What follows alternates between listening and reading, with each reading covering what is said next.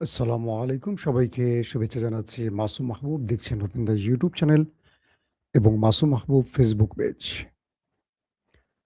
বাংলাদেশ সময়ে যারা আজ আমাদের সাথে সম্পৃক্ত হয়েছেন পৃথিবীর যে প্রান্ত থেকে সবাইকে বলছি আজ আহ, জুন মাসের 2 তারিখ সকাল 10:30। আমি দুটো প্রসঙ্গে কথা বলতে চাই। একটি হলো আমেরিকা, ইসরায়েল, ইরান, অন্যটি বাংলাদেশের ইসলামী ব্যাংক। আশা করব আপনারা পুরো ভিডিওতে আমার সঙ্গেই থাকবেন। যারা আন্তর্জাতিক খবর বেশি পছন্দ করেন তাদেরকে বলবো যে মাঝে মাঝে বাংলাদেশের গুরুত্বপূর্ণ খবরগুলো আপনাদের জানা খুব জরুরি, কারণ সবার আগে দেশ। যখন শেখ হাসিনা দেশ থেকে বিদায় নিল তখন আমরা একটা ভঙ্গুর অর্থনীতি দেখেছি, কারণ শেখ হাসিনা এবং তার কুশীলবরা বাংলাদেশের অর্থনীতিকে লুটপাট করে বিদেশে পাচার করে তারা ব্যক্তিগতভাবে লাভবান হয়েছেন আর দেশটাকে অর্থনৈতিকভাবে শূন্য বা একটা কি বলবো তলাবিহীন ঝুলিতে তৈরি করেছিলেন। প্রথম টার্গেট হয়েছিল শেখ হাসিনার আলমের মাধ্যমে ইসলামী ব্যাংক।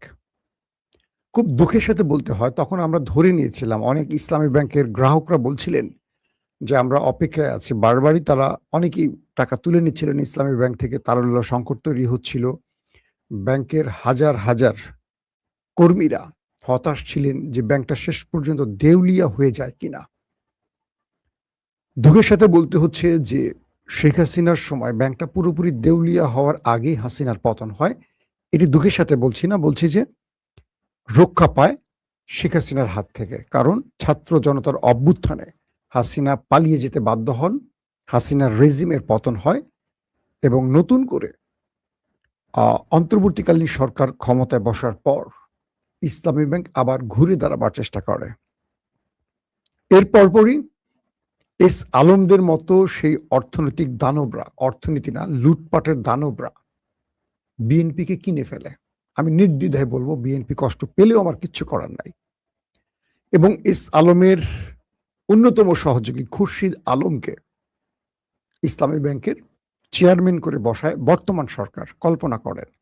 আমার মনে আছে আমি হাসিনার আমলে কয়েকটা ভিডিওতে বলেছিলাম যে সরকার অদল বদল হলে কিছু লোকের কিছু হয় না, এর মধ্যে যারা মানে আমাদের ব্যবসায়ী সমাজ আছেন যারা, তাদের কিছু হবে না, কারণ তারা সব দলকে টাকা দিয়ে কিনে ফেলে আর এই রাজনৈতিক দলগুলো টাকার কাছে নিজেকে বিক্রি করে দেয়। তেমনি আমার কাছে মনে হচ্ছে আলম যে হাজার হাজার কোটি টাকা লুটপাট করেছে সেখান থেকে বড় একটি ভাগই সরকার পেয়েছে। আর বলেই আলম যেভাবে ইসলামী ব্যাংকে তার নিয়ন্ত্রণে রাখতে চায়, এটি বিএনপি সরকার আলমকে সেভাবে সুযোগ করে দিচ্ছে, যেটা ইউনূসের আমলে করতে পারেনি। বিএনপির জন্য সবচেয়ে বড় হুমকিটা কি আমি বলে দিচ্ছি। শেখ হাসিনা যত বড় বড় অপরাধগুলো করেছেন প্রথম এবং দ্বিতীয় টার্মে করেনি, তৃতীয় টার্মে এসে সবগুলো বড় বড় মিশন হাতে নিয়েছিলেন আস্তে আস্তে। আর বিএনপি এক লাফি বড় বড় সমস্যাগুলো তৈরি করছে। ইসলামী ব্যাংকটার প্রতি মানুষের আকর্ষণ কেন ভাবতে হবে। ইসলামী ব্যাংকটা বাদ দেন, বাংলাদেশে আরো কয়েক শত ব্যাংক আছে, নাম জানা নাম অজানা, আমরা হয়তো সব নাম জানি না। মানুষের আস্থার জায়গা ছিল ইসলামী ব্যাংক। তাই দেখবেন যে এই ব্যাংকটি যেখানেই শাখা খুলেছে মানুষ হুমড়ি খেয়ে পড়েছে। অন্যান্য প্রাইভেট ব্যাংকগুলোতে দেখবেন মশা মাছি মারার জন্য মানুষ নাই, টাই কোট দামি লাক্সারি অফিসে বসে আছে আমাদের ব্যাংকের কর্তারা, গ্রাহক নেই। আর ইসলামী ব্যাংকে দেখবেন হ্যাঁ খুব সাধারণ পোশাকের মানুষগুলো বসে আছে টুল টেবিল নিয়ে, কিন্তু হুমড়ি খেয়ে পড়ছে মানুষ। আস্থার জন্য সবাই ইসলামী ব্যাংকে যায়। আমারও ইসলামী ব্যাংকে অ্যাকাউন্ট, আমার ফ্যামিলির অ্যাকাউন্ট। আমরা অন্য ব্যাংকে যাই না, কারণ শরিয়া ভিত্তিক ইসলামী ব্যাংক, তাই আমরা এখানে যাই। সুদের প্রতি আমাদের আকর্ষণ নেই বা সুদ এড়িয়ে চলি বলে। কালকে কি ঘটেছিল দিলখুশা এলাকায়, ইসলামী ব্যাংকের গ্রাহকরা বর্তমান চেয়ারম্যান খুরশিদ আলমের পরিবর্তে পূর্বের যিনি ছিলেন চেয়ারম্যান তাকে বহাল করার আবেদন জানিয়ে সরকারের কাছে মানববন্ধন করছিল। সরকার ঠিক শেখ হাসিনার মতোই পেটো বাহিনী, আমাদের পুলিশ বাহিনীকে লেলিয়ে দিলেন। গুলি করা হলো, টিয়ার শেল মারা হলো, রাবার বুলেট মারা হলো, সাউন্ড গ্রেনেড মারা হলো। 50-এর অধিক আহত হয়ে বিভিন্ন হাসপাতালে ভর্তি করা হলো একটা শান্তিপূর্ণ মানববন্ধনে। তারপরও গ্রাহকরা মাঠ ছেড়ে যায়নি। প্রশ্ন হলো, বিএনপি কেন এস আলমের বা শেখ হাসিনার আমলে যিনি ডেপুটি গভর্নর ছিলেন সেই খুরশিদ আলমকে এই পদে বহাল করলেন? এই বহালটি কি বিএনপি নিছক এমনি করেছেন নাকি কোনো বিশেষ নির্দেশনা থেকে করেছেন? অনেকগুলো সূত্র বলছে যে এস আলম তার প্রতিনিধি হিসেবে খুরশিদ আলমকে ইসলামী ব্যাংকে দেখতে চান, আর এই কাজটি বিএনপি কে বলেছে, বিএনপি করে দিয়েছে, কারণ বিএনপি এটার জন্য বড় অঙ্কের কি বলবো উপঢৌকন দিয়েছে এস আলম। তাহলে বিএনপি ক্ষমতায় বসে লাভটা হলো কোথায়? আমার একটা প্রশ্ন বিএনপির কাছে, যে আওয়ামী লীগকে আমরা বিদায় করলাম কেন? এতগুলো মানুষের জীবনের বিনিময়ে আওয়ামী লীগকে আমরা বিদায় করলাম কেন? প্রশ্ন আসে না? এবং গত 3-3.5 মাসে এই সরকারের বয়সে আমরা তারেক রহমানের কিছু সাধারণ জীবন যাপনের বাইরে একটি বিএনপির উল্লেখযোগ্য কাজ দেখছি যেটা আমাদের চোখে পড়েছে বা রাষ্ট্রের জন্য বা জনগণের ভাগ্যের পরিবর্তনে ভূমিকা রাখছে। তারেক রহমান বাসা থেকে হেঁটে মসজিদে যাচ্ছেন, ক্যামেরার ভিডিওতে দেখলাম। তিনি হেঁটে অফিস করছেন, তিনি সচিবালয়ে অফিস করছেন, তিনি কৃষকদের নিয়ে সাধারণ পরিবেশে কথা বলছেন, মঞ্চে উঠিয়ে আনছেন। তিনি প্রিয় আমাদের ভাবি জুবাইদা ম্যাডামকে নিয়ে হাত ধরে রাস্তায় হাঁটছেন, নিজে গাড়ি ড্রাইভ করছেন, প্রোটোকল কম নিচ্ছেন, জ্যামের মধ্যে তিনি প্রোটোকল অনুযায়ী রাস্তা ফাঁকা করছেন না, জ্যামের মধ্যে তিনি পড়ছেন। এই বিষয়গুলো আমাদের রাষ্ট্রের জন্য আসলে কি ভূমিকা রাখে? এগুলো সিনেমাতে ভালো লাগে একদম। আমি আমার প্রিয় দল বিএনপি, তারপর কথাগুলো বলছি কারণ বিএনপি যেন আওয়ামী লীগের মতো পালাতে না হয়। আজকে যারা আমাদের কথাগুলো শুনছেন আর গুপ্ত বলবেন, কালকে এই লোকগুলি আবার আওয়ামী লীগের ছাতার নিচে চলে যাবে। লিখে রাখেন, একদম মার্ক করে রাখেন। বাংলাদেশে এই মুহূর্তে যে সমস্যাগুলো, ধরেন আগে জ্যাম ছিল কোথায়? ঢাকার মূল রাজধানীতে। বাংলাদেশের বিভিন্ন ডিস্ট্রিক্টে আমাকে সফর করতে হয়, মামুলি গ্রাম মফস্বল শহরগুলোতে মুভ করতে পারি না, জ্যাম জটে, কোনো শৃঙ্খলা নেই। মনে হয় রাষ্ট্রের কোনো বাপ মা নেই। এই রাষ্ট্রের কোনো বাপ মা আছে বলে আমার মনে হয় না। একটা মামুলি গ্রামের মধ্যে গাড়ি নিয়ে ঢুকে দেখি রিক্সা, এখান দিয়ে একটা অটো রিক্সা, এখান থেকে ওখান থেকে আরেকটা লসিমন, এখান দিয়ে একটা ঢুকে বসে আছে। ট্রাফিক নেই, ব্যবস্থাপনা নেই, কিচ্ছু নাই। ঘন্টার পর ঘন্টা দাঁড়িয়ে থেকে নিজে ট্রাফিকের দায়িত্ব পালন করে নিজের গাড়িটা বের করতে হচ্ছে। ইসলামী ব্যাংকের যদি, যেহেতু এটা জামাত সমর্থিত ব্যক্তিরা প্রতিষ্ঠানটা তৈরি করেছেন, দেখেন একটা বিষয় খেয়াল করেন, জামাতের প্রতি মানুষের আস্থাটা কেন বাড়ছে? ইবনে সিনা, ইসলামী ব্যাংক হাসপাতাল, ইসলামী ব্যাংক, তারপর ধরেন আপনার আরো যে প্রতিষ্ঠানগুলো জামাতের আছে সবগুলোর নাম আমি জানি না, প্রত্যেকটা প্রতিষ্ঠানের প্রতি মানুষের আস্থা। আমি আমার মেয়েকে নিয়ে গেলাম স্কোয়ারে ডাক্তার দেখাবার জন্য। আপনারা জানেন আমার মেয়েটা অসুস্থ ছিল মাঝখানে। স্কোয়ারের কসাই ডাক্তার আমাকে প্রায় লক্ষাধিক টাকার একটা টেস্ট ধরিয়ে দিয়েছে মামুলি গ্যাস্ট্রিকের জন্য। তার ব্যবহার ভয়ঙ্কর খারাপ। আমার ওয়াইফ, আমার মেয়ে এসে বললো, বাবা এই ডাক্তারের কাছে যাবো না, তার ব্যবহার যথেষ্ট খারাপ। স্কোয়ারের একজন ডাক্তার, আমি নাম না বলছি। পরক্ষণে তারা চলে গেল ইবনে সিনা। লেডি ডাক্তার, একজন আমার বন্ধুর ওয়াইফ, আবদুল্লাহ ভাই, আপনার প্রতি আমার সালাম, তিনি হজে আছেন, তার জন্য দোয়া করবেন। আবদুল্লাহ ভাইকে ফোন দিলাম, তার ওয়াইফ ডক্টর ইবনে সিনার, তিনি আমাকে আরেক ডাক্তার সাজেস্ট, প্রথমে নিচে দেখলেন, পরে আরেক ডাক্তারকে সাজেস্ট করে দিলেন। সেখানে চলে গেলাম, মাত্র 5-7 হাজার টাকার টেস্ট দিয়ে আমার মেয়ের রোগ নির্ণয় করলেন। আলহামদুলিল্লাহ, এখন পর্যন্ত আমার মেয়েটা আল্লাহর রহমতে ভালো আছে। মানুষের আস্থাটা কেন ইবনে সিনার প্রতি, কেন ইসলামী ব্যাংকের প্রতি? সেই আস্থাটা নষ্ট করে দিয়ে গেছে এস আলম। হাসিনার আমলে 1,90,000 কোটি টাকা দেশ থেকে পাচার হয়েছে। এই টাকাগুলো কোত্থেকে? আমাদের এই গরিব দেশের গ্রাহকদের টাকা। বিএনপি এই টাকাগুলো ফেরত আনার কাজ না করে বরং অন্যান্য আবারও যেন ইসলামী ব্যাংকটাকে লুটপাট করা যায় সেই সুযোগটা তৈরি করে দিচ্ছে। আমি বলতে পারি তারেক রহমানের এই সরকার বেশি দিন টিকবে না। লিখে রাখেন, কারণ তারেক রহমানের সরকারকে টিকতে দেবে না এই বিএনপির মধ্যে আওয়ামী লীগের পেতার তারা ভর করেছে। ইসলামী ব্যাংকটাকে তারা ধ্বংস করে তারা তারেক রহমানের বিদায়ের পথ তৈরি করে দেবে। আমি খুব বিনয়ের সাথে বলবো, এই ব্যাংকটিকে তার মূল মালিকের হাতে দিয়ে দেন, ন্যায় অন্যায়ের ফয়সালা তারা করুক। এই ব্যাংকটির প্রকৃত মালিক যাদের কাছ থেকে ডিজিএফআই শেখ হাসিনার আমলে জোর করে নিয়ে গিয়েছিল, প্রকৃত মালিকের কাছে দেন। এই ব্যাংকটায় দেশের অর্থনীতির অনেক বড় ভূমিকা রেখেছে। বাংলাদেশের সকল ব্যাংকে এক পাশে দাঁড় করান আর ইসলামী ব্যাংকে এক পাশে রাখেন। একা সকল ব্যাংকে বিট করে এই দেশের অর্থনীতিকে, এই স্বনির্ভর বাংলাদেশ তৈরিতে একটা বড় রকম ভূমিকা রেখেছে ইসলামী ব্যাংক। এটাকে খুরশিদ আলমদের মতো হাসিনা বা এস আলমের দালালদের হাতে দেবেন না, ধ্বংস করে ফেলবে। আপনারা দেশ চালাতে পারবেন না। আমি আবারও বলছি, যদি তাই করেন দেশ চালাতে পারবেন না। ইসলামী ব্যাংকের গ্রাহকদেরকে যদি জামাতের পক্ষ থেকে বলা হয় টাকা তুলে ফেলেন, কালকে ব্যাংকে পুরো ওয়ার্ল্ড শূন্য হয়ে যাবে। আপনারা কি করবেন তখন? লুটপাটটা কোত্থেকে করবেন? ইতিমধ্যে বহু জায়গা থেকে টাকা তুলে ফেলা হচ্ছে। আমি আমার টাকা তুলে ফেলবো আজকালকের মধ্যেই। আমি আমার ফ্যামিলি সবাই তুলে ফেলছি, শুধু আমি একটু ওয়েট করছিলাম। আমার সকল টাকা আমি তুলে ফেলবো, প্রয়োজনে হাসিনার ব্যাংকে রাখবো। কিন্তু লুটপাট হওয়া, মানে যেই ব্যাংক লুট করবে সেই ব্যাংকে টাকা রাখবো না। তো বিএনপি যদি এই ভুলটা করে, আমি মনে করি প্রথম বছরে 3-3.5 মাসে তাদের যে জগা খিচুড়ি অবস্থা, এখনই বিভিন্ন জায়গায় গেলে ভুয়া ভুয়া স্লোগান শুনতে হয়। জুলাইয়ের যোদ্ধারা ঘুমিয়ে পড়েনি। হাসিনাকে যারা তাড়িয়েছে তারা জেগে আছে, তারা দেখছে বিএনপি কি করছে। ওই যে রাস্তায় চাঁদাবাজ কিছু বসিয়েছেন আর কিছু পদ পদবি দিয়া টেন্ডারবাজদেরকে বসিয়েছেন, তারা দল টিকাতে পারবে না। তারা গত 15.5 বছরের রাস্তায় দাঁড়াতেই পারেনি, বাগানে বাগানে ঘুমিয়েছে। হাসিনাকে একটা পশম ছিটতে পারেনি। এরা বিএনপিকে বাঁচাবে মনে করেন? পুলিশের মধ্যে কি সব বিএনপি? পুলিশের মধ্যে ম্যাক্সিমাম আওয়ামী লীগ। তারা সুযোগের অপেক্ষা আছে, সরকার নির্দেশ দিবে জামাতকে পেটাবে, ঠিক আছে। হঠাৎ করে ঘুরে দাঁড়াবে পুলিশ, হাসিনা ঢুকে পড়বে। হাসিনা ঢুকলে বিএনপি বাংলাদেশের ইতিহাসে কখনো ক্ষমতা আসবে না। লিখে রাখেন, বাংলাদেশে যদি আওয়ামী লীগ ঢোকে, জামাত আর আওয়ামী লীগ হবে মূল দুটো দল। বিএনপি হারিয়ে যাবে, কারণ বিএনপি 15.5 বছর পর ক্ষমতায় বসে তারা যে ভুলগুলো শুরু করছে, সেই ভুলগুলো যদি এখনই না শুধরায়, মানুষ আর বিএনপির প্রতি আস্থা রাখবে না। দুটো দল থাকবে, হাবিল আর কাবিল। এখন হাবিল কোনটা কাবিল কোনটা আপনারা ধরে নেন, বিএনপি বাদে হাবিল আর কাবিল থাকবে, জামাত আর আওয়ামী লীগ।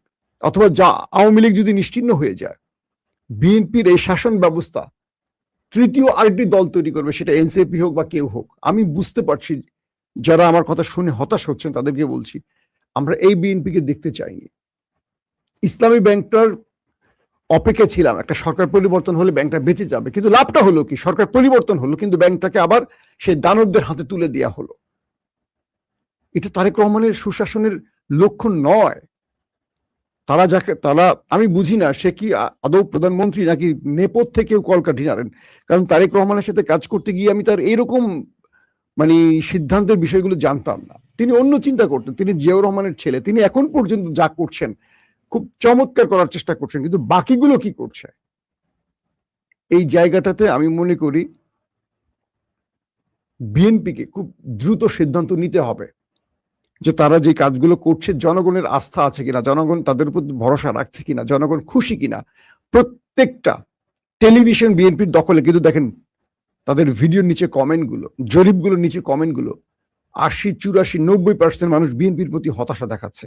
সময় টিভি জরিপ করছে, যমুনা টিভি জরিপ করছে, তাদের সমর্থিত গণমাধ্যমগুলো জরিপ করছে, বিএনপির প্রতি সব মানুষের হতাশা। মাত্র 3.5 মাসের মধ্যে খাল কেটে কিচ্ছু করতে পারবেন না, কার্ড দিয়ে কিচ্ছু করতে পারবেন না, কিচ্ছু না। হাসিনা তার চেয়ে বেশি করেছে, সারা বাংলাদেশে ফ্লাইওভার, মেট্রো রেল, এটা সেটা বহু কিছু করেছে, পদ্মা সেতু। হাসিনাকে মানুষ তাড়িয়েছে শুধু সুশাসনের জন্য। তিনি সুশাসন বাদ দিয়ে তিনি একটা দুঃশাসন তৈরি করেছিলেন। আমি বিশ্বাস করি ইসলামী ব্যাংক তার প্রকৃত মালিকদের হাতে যাবে। যদি না যায়, এই ব্যাংকে কোনো টাকা থাকবে না, গ্রাহক তার টাকা তুলে ফেলবে। তখন ব্যাংকটা কি করবেন? পানিতে ভিজিয়ে ভিজিয়ে তাবিজ বানিয়ে খাবেন? কিচ্ছু করা যাবে না, ব্যাংকটা পুরো দেউলিয়া হয়ে যাবে। লিখে রাখেন আগামী 2-3 মাসের মধ্যে কি হয় দেখেন। দর্শক, আশা করি সরকারের বোধোদয় হবে, নতুবা অনেক বড় বিপদে পড়বে এই সরকার। আমি দেখতে পাচ্ছি দলটাকে ভালোবাসে, দলটার জন্য 15.5 বছর ওয়েট করেছি আমরা, অনেক কষ্ট করেছি, দেশ থেকে পালিয়েছি, অনেক ঝঞ্ঝা মাথায় নিয়েছি, পালিয়ে জীবন ফেরারি জীবন কাটিয়েছে। আজকে সেই দলটাকে নিয়ে এইভাবে সমালোচনা করতে ভালো লাগছে না, কিন্তু করতে বাধ্য হচ্ছে, কারণ দলটা ভুল লাইনে হাঁটছে। তার ট্রেল লাইন রেখে সে লাইনচ্যুত হয়ে গেছে আমার কাছে মনে হচ্ছে। কেন দলের কাছে মনে হচ্ছে না বুঝি না।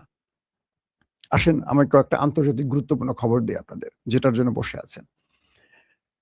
মার্কিন যুক্তরাষ্ট্রের সাথে ইরানের সকল আলোচনা ইরান বন্ধ করে দিয়েছে। ইরান স্পষ্ট বলে দিয়েছে, যতক্ষণ হিজবুল্লাহর উপরে বা লেবাননের উপর ইসরায়েল অ্যাটাক করবে, আর কোনো আলোচনা আমেরিকার সাথে হবে না। সকল আলোচনার দরজা বন্ধ করে দিয়েছে ইরান।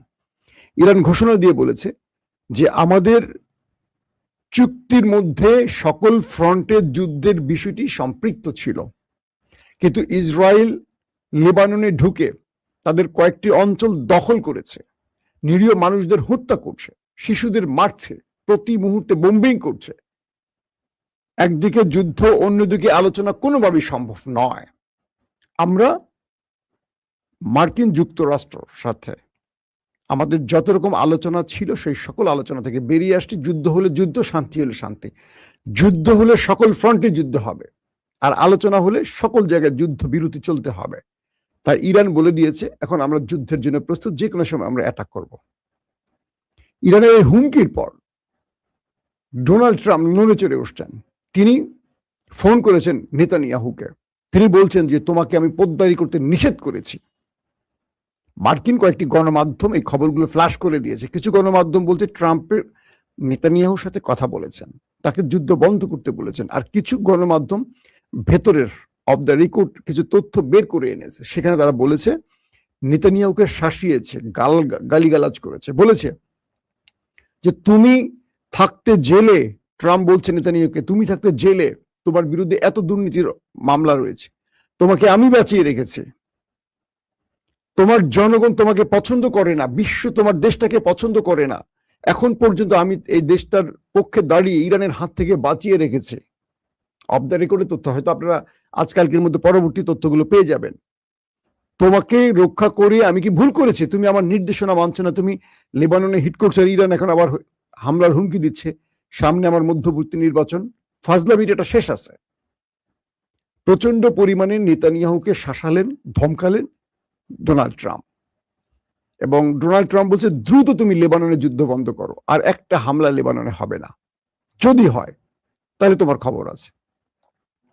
পরবর্তী ডোনাল্ড ট্রাম্প অন্য দেশের মাধ্যমে ইরানকে বলছে যে আমি নেতানিয়াহুকে শাসন করে দিয়েছি, ধমক দিয়ে দিয়েছি, তুমি তোমার আলোচনা থেকে সরে যেও না, আলোচনাটা খুব জরুরি। ইরান বলছে আমরা দেখতে চাই তোমার এই ভূমিকা কতটুকু কার্যকর, আমরা দেখতে চাই। যদি লেবাননে আরেকটা হামলা হয় আমরা ফুল ফ্রন্টে যুদ্ধ শুরু করে দেব।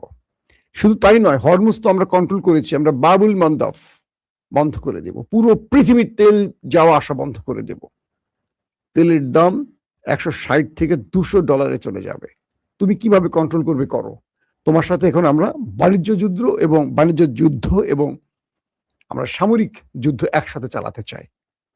তুমি আমাকে আলোচনায় রেখে আর ইসরায়েলকে লাগিয়ে দিবা নিরীহ হিজবুল্লাহকে মারা, কি বলে, লেবানিজদের মারার জন্য, এটা আমরা মানব না।